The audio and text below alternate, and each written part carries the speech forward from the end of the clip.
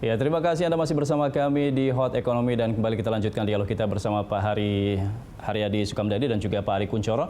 Pak Ari Kunchoro, terkait dengan pesangon yang jadi salah satu poin kontroversial, pesangon ini kan akan dibayarkan sebagian ada 6 bulan itu oleh pemerintah dan melalui BPJS. Ini seperti apa Pak? Dananya dan mekanismenya seperti apa menurut Anda? Dananya dari mana nih? Apakah memang pemerintah memiliki dana untuk membayar pesangon ini? Ya, jadi ini akan seperti iuran BPJS ya, kesehatan ya. Jadi ada yang dari perusahaan yang saya tahu dan juga ada yang dari individu pegawai. Jadi sebenarnya mirip dengan asuransi. Ini adalah sistem yang disebut sebagai jaringan pengaman sosial. Kenapa seperti itu? Karena kalau semuanya itu ada di sektor usaha, ya, kemudian terjadi misalnya situasi extraordinary seperti sekarang, di mana secara masif terjadi penurunan pertumbuhan ekonomi, maka ada kemungkinan mereka tidak dapat membayar pesangon. Ya, jadi undang-undangnya ada undang-undang, tapi tidak ada kemampuan. Nah, tetapi kalau sebagian itu uangnya ada dalam satu sistem, maka dalam situasi darurat tetap ada yang bisa dibayarkan. Jadi ini adalah sebenarnya semacam berbagi beban, ya, dan mensistemkan. Dan juga bagi perusahaan-perusahaan yang akan ke Indonesia, dia akan melihat bahwa yang disebut sebagai pesangon itu ternyata masuk hitungan mereka. Ya. Dengan masuknya mereka, itu sebenarnya menambah kemungkinan ya, untuk para pekerja untuk mendapatkan pekerjaan. Dan satu lagi, bahwa para pekerja itu bekerja, itu tidak untuk mendapatkan pesangon, untuk mendapatkan gaji. Jadi pesangon itu hanyalah akhir dari satu. Jadi ini satu perubahan pemikiran bahwa kita jangan fokus pada pesangon, tapi fokus pada penciptaan kesempatan kerjanya. Yang selama ini kita lihat ya dari data investasi, itu kan di bawah 8%. Paling tinggi tahun 2019 ya, triwulan 3, 7,9 sekian. Itu menunjukkan bahwa ada sesuatu yang tidak berjalan dalam sistem Indonesia. Dan kalau kita lihat indeks daya saing, pasar tenaga kerja itu dapat nomor 119 dari 150-an negara. Sementara peraturan dan regulasi nomor 93. Dan yang bagus itu adalah jumlah penduduk dan indikator makro. Jadi kita itu cuma dijadikan pasar ya oleh negara-negara lain sebagai konsumen. Tapi kalau kita sendiri sebagai basis produksi, negara lain ngitung lagi, apakah mungkin kita Pak Ari, kalau Anda menganggap bahwa kita selama ini dijadikan pasar, bagaimana dengan poin tenaga kerja asing? Karena kan kalau misalnya di undang-undang yang lama, ini izinnya masih sedikit ribet kalau untuk memasukkan tenaga kerja asing. Tapi di undang-undang yang baru ini lebih simpel begitu, lebih mudah. Nah, ini kan semakin mengurangi peluang kerja dari tenaga kerja lokal begitu, Pak? Ya, tenaga kerja asing masuk, bekerja di sini, tapi pasar perusahaannya orientasinya dalam negeri. Ya. Nah, jadi kalau misalnya kita rubah, ya, ada kemungkinan maka perusahaan-perusahaan yang berorientasi ekspor bisa masuk. Nah, di situ kalau kita punya tenaga kerja asing, oke-oke saja, ya, karena bagaimanapun juga dunia ini kan konektivitasnya budaya. Jadi nggak bisa kita mengekspor misalnya ke Vietnam atau ke Jepang tanpa mengetahui budaya. Nah, fungsi dari tenaga kerja asing ini adalah seperti ini, ya. Sama juga misalnya negara Korea dan Jepang itu mengirimkan mahasiswanya untuk belajar di Indonesia. Maksudnya apa? Supaya ada di perusahaannya yang bisa mengetahui budaya Indonesia. Jadi akhir-akhirnya adalah hubungan antara manusia dan manusia, ya. Jadi ini sebenarnya suatu cara supaya kita bisa menjadi basis ekspor. Kita tukar misalnya mengekspor ke Prancis, kalau kita tidak tahu budaya Prancisnya. Jadi disinilah tentunya di sini kalau tenaga kerja asing kan tentunya ada biayanya, ya, dan tidak mungkinlah semuanya tenaga kerja asing, ya. Ya, tapi yang menjadi masalah Pak Ari ini kan tidak hanya tenaga kerja asing yang memiliki keahlian Pak Ari, tapi juga tenaga kerja asing tapi pekerja kasar begitu yang kemungkinan akan bisa masuk begitu. Bagaimana ini prosesnya nanti untuk mengawasi tenaga kerja asing yang memiliki keahlian dan juga yang tidak ini? Nah, itu bisa ditentukan oleh peraturan yang lebih rendah, ya. Nah, kan ada misalnya ada kebijakan provinsi atau segala macam. Jadi diskresinya itu jangan diletakkan pada payung yang paling tinggi, tapi payung yang bawah, bahkan pada tingkat perusahaan, ya. Karena bagaimanapun juga ya, kalau dengan tenaga kerja asing nanti ada kebutuhan untuk mengurus izin, mengurus visa segala macam. Akhirnya itu merupakan cost juga. Ya, jadi tapi kalau misalnya tenaga kerjanya sangat hebat, bisa menghubungkan dengan customer di negara lain, ya mengapa tidak? Ya? Jadi kita lihat ya, jadi tidak otomatis yang tenaga kerja kasar akan Indonesia, dan bagi pengusaha sendiri itu juga nanti akan merusak beban juga ya, bagaimana antar perumahannya segala macam, belum nanti kemungkinan ada konflik sosial dengan penduduk yang sekitarnya. Oke, artinya ini kalau untuk pengaturan tenaga kerja asing apakah yang memiliki keahlian atau tidak, ini levelnya lebih ke perusahaan. Saya ingin tanyakan ke Pak Haryadi, bagaimana tanggapan Anda Pak Haryadi terkait dengan tenaga kerja asing ini Pak Haryadi?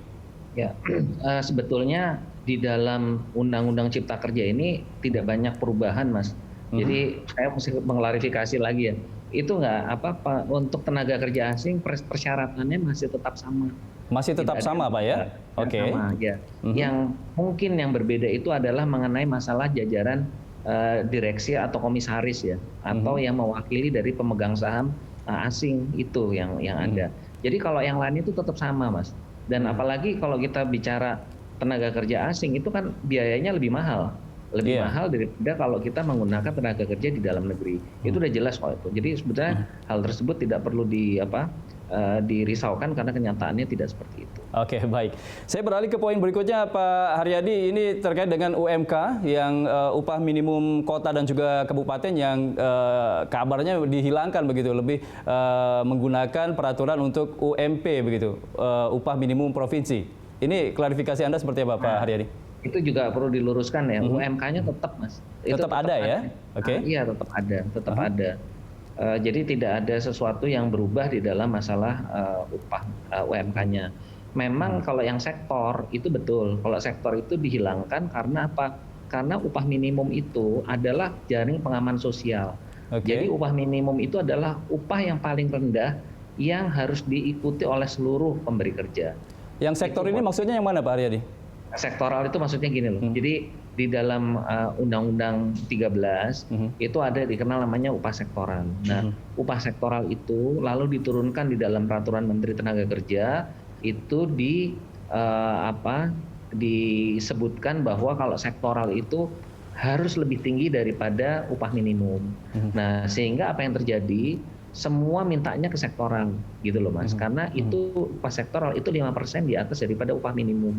Nah, padahal yang upah di atas upah minimum, yang ini perbedaannya ya di Cipta Kerja, upah di atas upah minimum itu adalah harus dibicarakan bipartit. Jadi undang-undang ini adalah mengarahkan kepada perundingan.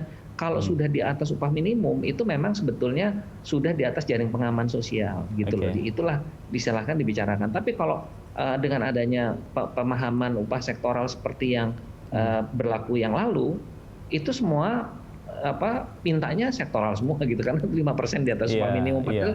Jadi ini adalah meluruskan upah minimum adalah jaring pengaman sosial, yaitu adalah bagi pekerja yang baru memulai bekerja dan masih dikategorikan masih lajang, begitu, Mas. Oke, baik.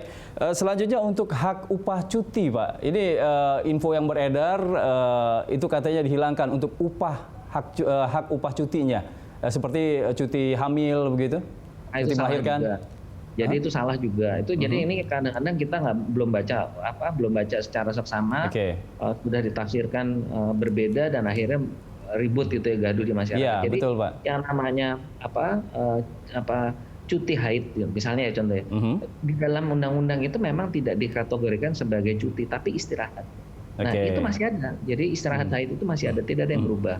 Lalu cuti panjang yang 5 tahun secara terus-menerus ya, itu ada ininya. Nah, itu bukan ditiadakan tapi diubah menjadi ke dalam peraturan kerja bersama. Jadi silahkan dirundingkan kalau untuk yang masa panjang itu dirundingkan di dalam PKB. Nah, yang lalu itu diambil semua sama rata. Nah, itu yang problem, Mas Andra. Tidak semua perusahaan itu juga mampu melakukan itu. Gitu. Karena itu kan cuti panjang itu kalau saya tidak salah itu hampir sampai 2 bulan gitu loh. 2 bulan tidak bekerja itu kan hitungan bagi perusahaan. Ini dirundingkan bersama ini antara pengusaha dan juga pekerjanya atau seperti apa? Iya, betul. Di level perusahaan. Nah, itu nanti masuknya di PKB gitu. Kesepakatan karena mereka yang lebih tahu lah seperti apa kondisi dari perusahaan tersebut. Demikian ya penjelasannya. Nah, terkait dengan upah untuk cuti melahirkan, Pak, katanya ini isu yang beredar juga kabarnya sudah tidak ada lagi. Tidak. Masih ada artinya ya? Masih ada, masih. Jadi tetap itu hanya terminologinya berubah dari cuti menjadi istirahat. Karena memang di dalam undang-undang sebelumnya itu juga bukan cuti namanya, tapi itu istirahat. Artinya istirahat selama 3 bulan setelah melahirkan itu masih mendapatkan gaji begitu? Iya. Oke, baik. Saya minta tanggapan dari Pak Ari Kunchoro. Silakan Pak Ari. Ya, jadi ini namanya kalau dalam proses itu namanya collective bargaining. Jadi tidak ditaruh di peraturan di mana itu sifatnya adalah nanti yang tidak mampu terpaksa harus ikut, tapi adalah sifatnya disesuaikan dengan kondisi lokalnya. Oke. Jadi di sini yang terjadi adalah keberlangsungan dari kedua belah pihak itu tetap akan terjadi, ya. Karena yang penting juga dari sisi perusahaan itu adalah dia sustainable, ya. Karena sustainable itu berarti lapangan kerja dan penciptaan lapangan kerja yang baru nanti kalau seandainya ada yang baru masuk. Dan ini sebenarnya menggantikan satu konsep yang sebenarnya lebih disebut sebagai sesuatu yang ditaruh tapi akhirnya menghambat masuknya tenaga kerja baru, ya, ke dalam sektor yang formal. Jadi yang tambahan ini masuk di sektor informal, ya, mau tidak mau. Karena apa? Karena perusahaannya juga melihat, wah kalau begini peraturannya, ya saya capital intensive saja, padat modal saja. Dan ini sudah terlihat kecenderungannya, ya, makin lama makin padat modal. Padahal Indonesia ini masih merupakan suatu negara yang mempunyai surplus tenaga kerja. Ya ini karena tidak ada, maka perekonomian kita menjadi dualisme. Sektor formal ada yang informal. Ya, Pak Ari. Ini dijaga. Pak Ari, ini kan tadi Anda mengatakan ini bargaining atau kesepakatan bersama. Nah, ini kan tapi posisi pekerja ini kan selalu lemah begitu, Pak. Kalau misalnya bargainingnya pengusahanya tetap menginginkan kalau tidak ada cuti 5 tahunan atau juga upah cuti untuk melahirkan, ini bagaimana posisi pekerja sendiri karena sangat lemah begitu. Ada kemungkinan semuanya akan mengikuti keinginan dari pengusaha, Pak? Nah itulah ya, jadi sebenarnya fungsi dari serikat pekerja itu adalah sebagai perwakilan yang melakukan negosiasi. Kalau di negara maju bisa nyewa lawyer, ya kan? Nah kan mereka bayar iuran tuh ke serikat pekerja, ya kan? Nah serikat pekerjanya menyewa negosiator atau lawyer, ya. Nah karena itu maka posisinya menjadi lebih kuat. Memang kalau secara individu atau bahkan kelompok pun karena memang pengetahuan tentang undang-undang, kemudian kemampuan negosiasi itu tidak terlalu bagus, nah kemungkinan akalnya. Tapi kalau misalnya ini adalah antara sesuatu yang terinstitusi, ya, serikat buruh, lawyer, dan perusahaan, saya rasa itulah yang disebut sebagai collective bargaining. Oke, baik, Pak Ari. Menjelaskan masalah cuti panjang ini supaya nggak jadi masalah pemahaman yang berbeda. Jadi di dalam Undang-Undang 13 di pasal 79 itu diatur mengenai istilahnya adalah istirahat panjang, ya. Itu adalah setelah bekerja 6 tahun diberikan istirahat panjang itu 2 bulan. Tapi ini disebutkan hanya untuk perusahaan tertentu. Di dalam undang-undangnya bilang begitu ya 13. Jadi memang tidak disamaratakan gitu loh. Tidak dipukul rata semuanya itu mendapatkan. Makanya di dalam Undang-Undang Cipta Kerja itu disempurnakan, yaitu kalau untuk istirahat panjang itu diatur di dalam kesepakatan bersama. Nah, tadi kan pertanyaannya, ini kolektif bargaining kalau misalnya si pengusahanya ini nggak mau gimana?